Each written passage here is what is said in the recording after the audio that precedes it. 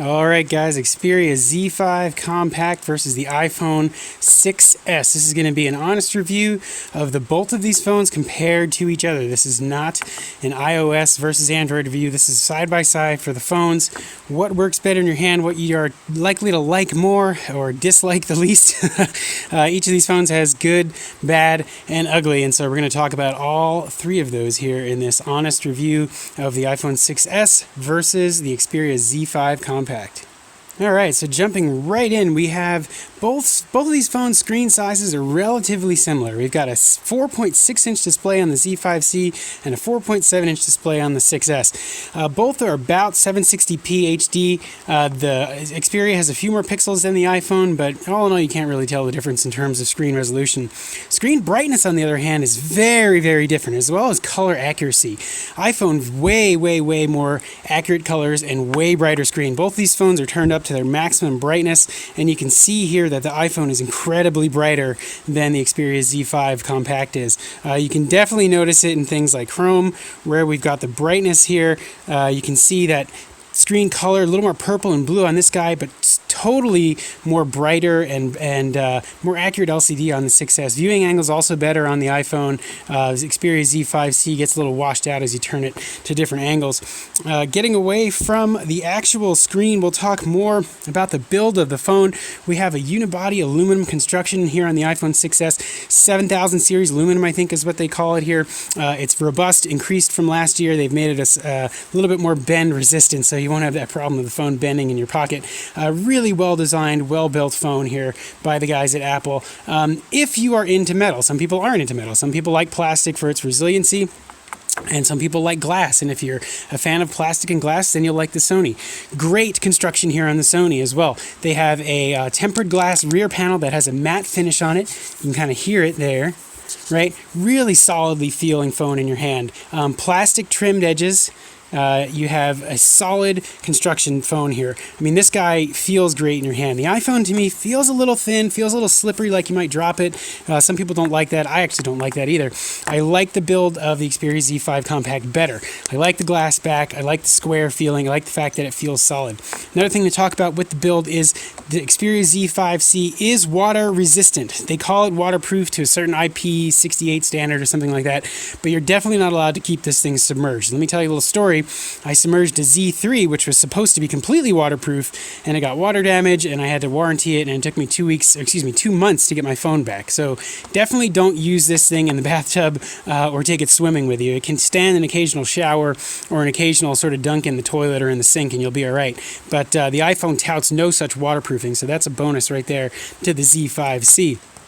Getting into the cameras of these phones, iPhone 6s camera superior. All in all, completely blows away the Z5. I took some interior low light shots here with the camera on the Z5. I'll bring those up for you here in a second, and I'll show you some of the detail in the evening, or excuse me, in the low light shots here of this dog. If we zoom in on the quality here, you can see this is just substandard. I mean, this is like either handshake or just JPEG artifacts. I mean, it's not sharp at all, and you can see it's not really blurry. It's just washed out. Bad low light resolution.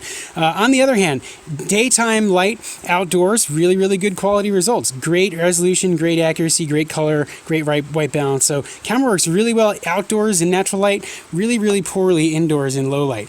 iPhone 6s, completely different story. Excellent results indoors and outdoors, as well as the camera app, nice and speedy on the 6s. So credit goes to the iPhone for having a better product there. Overall, software-wise, Apple is great about releasing new updates for their software. Sony, we're a generation behind here on Android. This is not running the current version of Android 6. It's running Android 5.11, which is okay. Sony does release updates, but Apple is better about releasing updates for their hardware. Another thing to talk about is the speediness of the phone.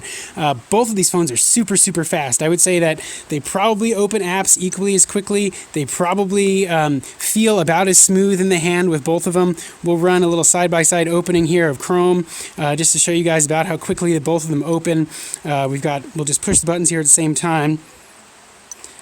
And you can see the iPhone maybe a little bit faster than the Xperia. The iPhone's got cell service. The Xperia's on Wi-Fi with really low signal. But you can see with the opening of the apps and the closing of the apps, it feels fluid. It feels quick. There's no lag on the Xperia, so I wouldn't worry too much about that. iPhones don't really ever have lag unless you have a really old one with out-of-date software. But these guys both feel really smooth, really, really nice to use software-wise. Really, really great, not necessarily features of both, but just the overall user experience of the OS on these is both really great.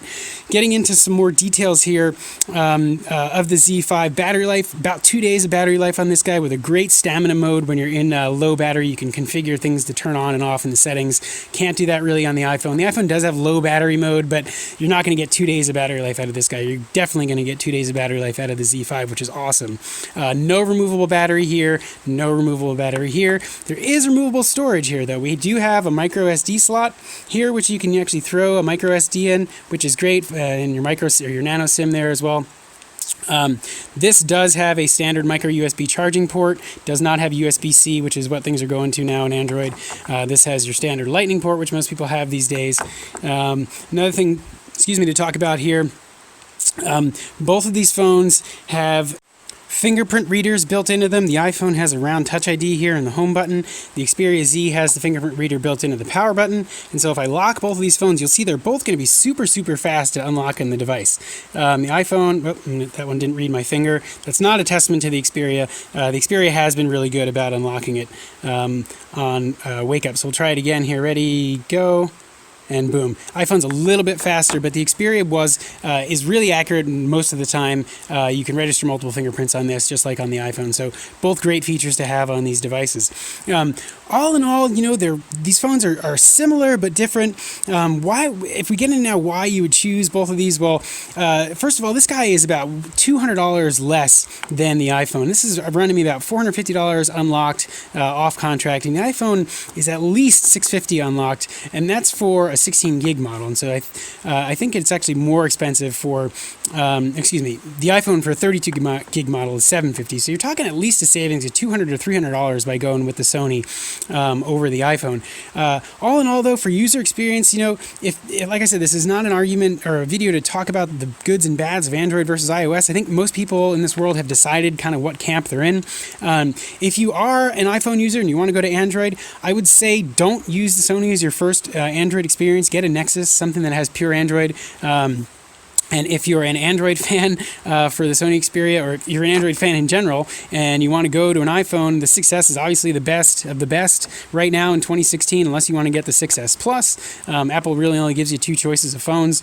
But as far as the side-by-side of both of these phones, I think the edge really goes to the iPhone, but it's a more expensive phone, so it's a little bit like Apple's and Sony's, for lack of a better argument. But the Sony does do some things well. It does portability well. It does operating system fluidity well. It has an okay camera, and it does sort of general purpose Android pretty well. The software is kind of out of your way. It's not a really heavily skinned version like you get on a Samsung or an LG. So the Sony does have some things going for it. But in this battle between these two phones, I think the overall edge goes to the iPhone 6S. So hope you guys enjoyed this little honest review, this little honest side-by-side between these two guys.